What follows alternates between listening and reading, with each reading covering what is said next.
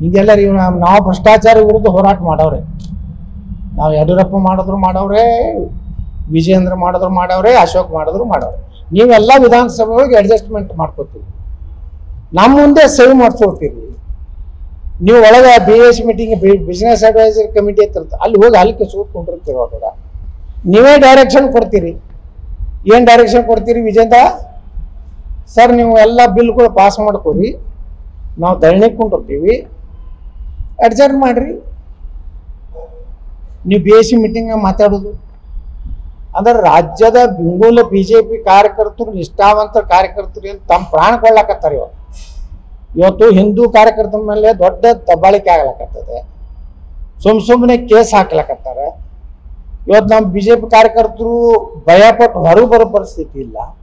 ನೀವಿದ್ರೆ ಅಲ್ಲಿ ಹಲಿಕಿಸ್ಕೋತ ಅವ್ರು ನೋಡ ನೀವು ಕೆಲಸ ಅವ್ರು ಮಾಡ್ಕೋತೀವಿ.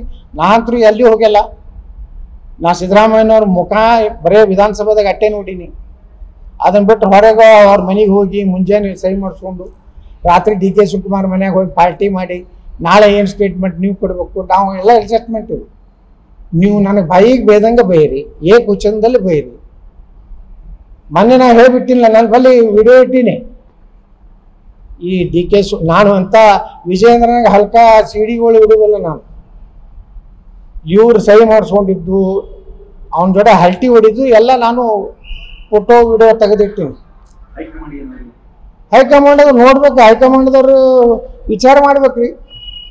ಹೈಕಮಾಂಡದವ್ರು ಹೀಗೆ ಬಿಟ್ರೆ ಭ್ರಷ್ಟಾಚಾರ ಎಲ್ಲಿ ಯತ್ನಾಳ್ ಪಕ್ಷ ವಿರೋಧಿ ಮಾತಾಡೋಣ ಹೊರಗೆ ಹಾಕ್ರಿ.